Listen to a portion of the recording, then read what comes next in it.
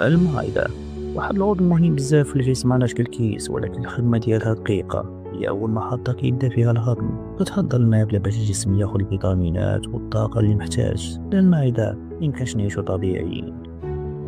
ملي كناكل الماكلة كيدوز من الفم للمريء، ومن بعد كتدخل المعدة وكيبدا الهضم. هاد العملية بسيطة في نظركم، ولكن الجسم كيدير واحد الخدمة كبيرة باش يساعد الهضم بطريقة صحيحة ومريحة. وصار المعدة هي حمض قوي بزاف كيساعد باش يتفكك الأكل لقطع صغيرة. بلا هاد الحمض الجسم ميقدرش يستافد من البروتينات والحديد والكالسيوم. كل لقمة كتدخل كدوز من هاد العملية كل نهار.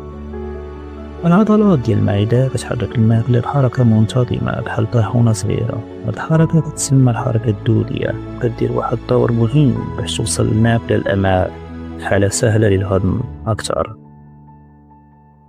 القرحة هي جرح صغير كيكون في جدار ديال المعدة، ولكن الألم ديالها كبير. كتجي بسبب الضغط النفسي، الماكلة الخايبة بحال المقليات بزاف أو ميكروب كيما الهيليكوباكتر. إلا ما تعالجاتش كتزيد تعقد الحالة. الحموضة كتقام الحمض كيطلع الفوق يوصل للمرء وكيعطي الحرقة، خصوصا في الليل. هادشي ماشي غير إزعاج بسيط، إلا بقات كتعاود بزاف راه تقدر تولي ارتجاع مزمن خاصو علاج.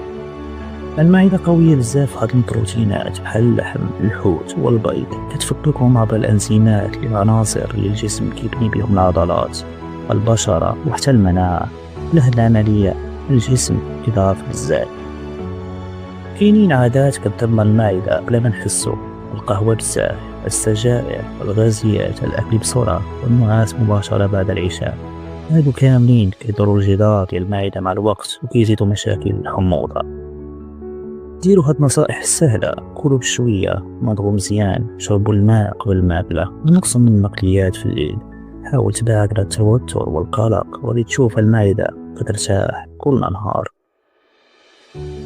إلا الحموضة بقات كتعاود بزاف ولكن الألم كيدوم أيام، ولا بدا الوزن كينقص بلا سبب، هنا خاصك تشوف طبيب. المشاكل ديال المعدة إلا تعالجات بكري تقدر ترجع الأمور طبيعية بسهولة.